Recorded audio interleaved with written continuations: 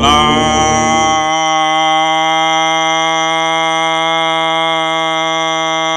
Israel. Yeah, man, thanks for joining me again. Right now, we want to talk about the real problem within the system that failed the citizens of Flint, Michigan. And the perpetrator is a man named Darnell Earley. It's this so-called black man that played his part in being a deaf ear and a blind eye to the people in Flint, Michigan. These citizens only wanted some clean water, and Mr. Darnell Earley failed them by being lazy and not going down to the actual communities and being proactive for himself. Rather, he sat around and let people tell him about data and help him inform his own opinion. Listen to it here. Regarding the water. So complaints are starting to come in a month or two after the switch. You leave in January 2015. We're talking about a period of 6 and 7 months of complaints. Mm-hmm. And so it's building. Mm-hmm. When did you reach out to Michigan officials and say, look, we're getting complaints? What's up with the water? On a couple of occasions, we had 2 boil water advisories. The way it works is... And when were those? Well, there was one in roughly in the summer, and there was one in the fall, around September. So you have summer and then fall, and then you're still getting complaints. Mm-hmm. Do you then say, guys, you're telling me this is fine, but I'm still getting complaints?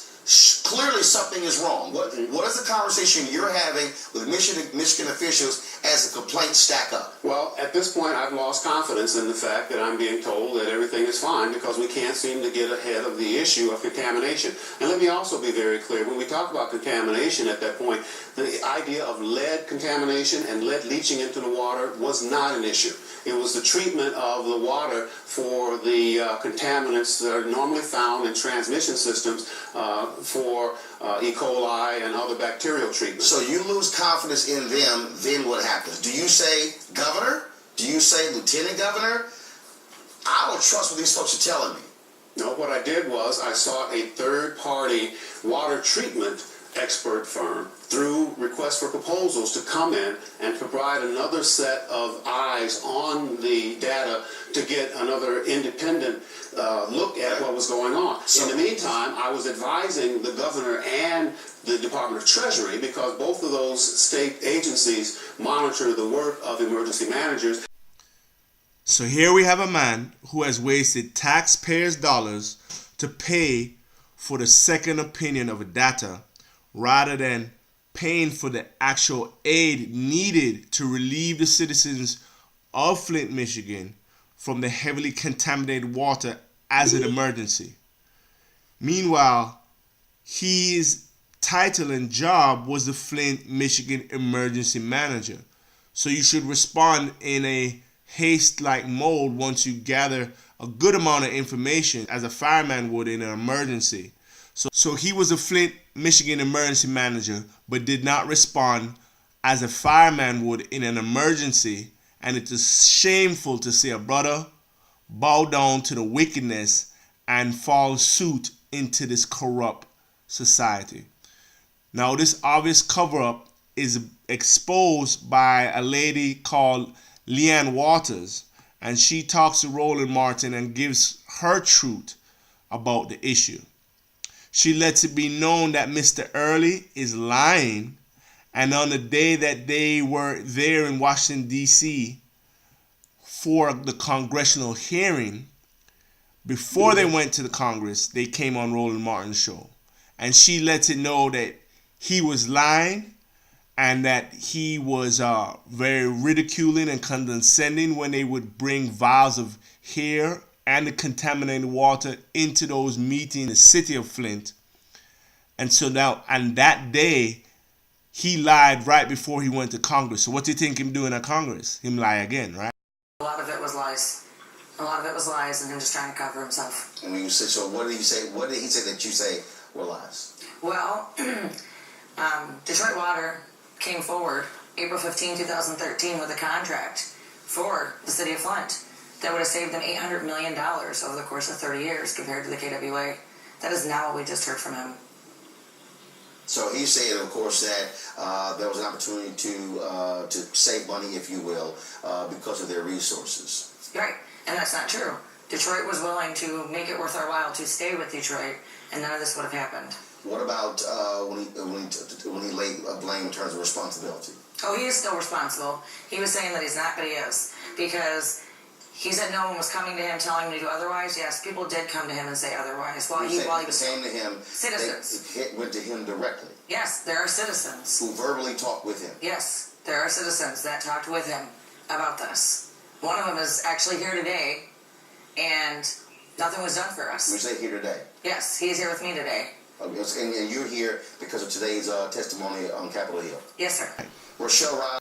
Anyway, so another point I want to bring out is that these congressional hearings were held months after President Obama declared that the citizens of Flint would get a vast amount of monetary or financial aid, millions now, to help them, and this was said to them in December of 2015.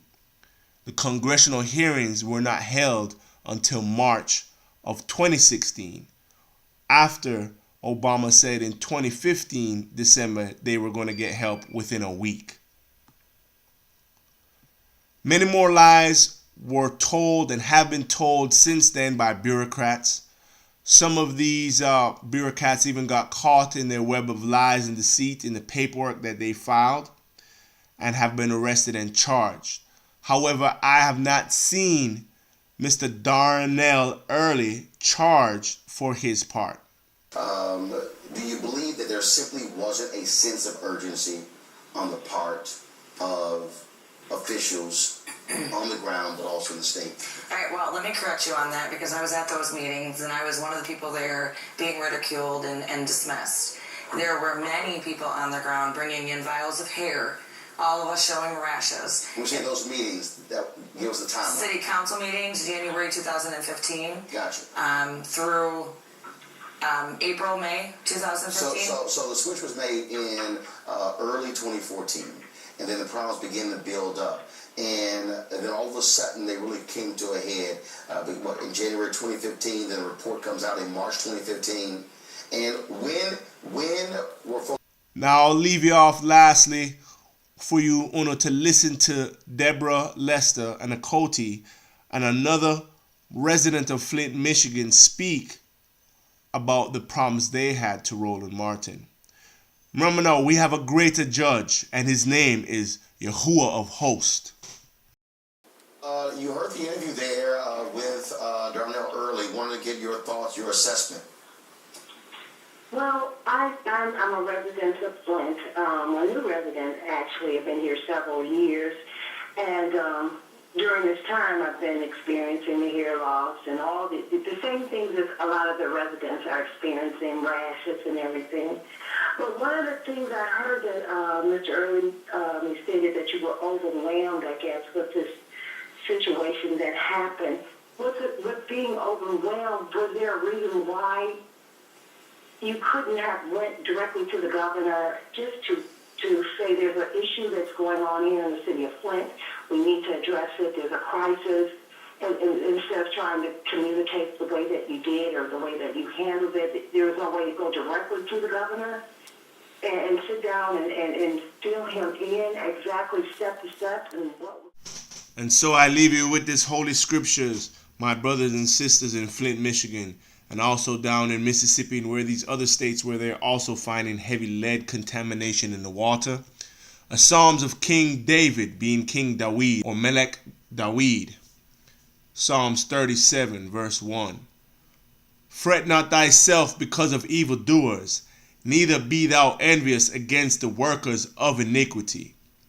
The workers of iniquity are those who choose to be sons of perdition, for they are evil in their ways, and they shall cut off their own soul by doing so. But not us, for we shall keep the law, statutes, and commandments of Yahuwah of Hosts. Yahuwah of Hosts is his name, my strength and my redeemer.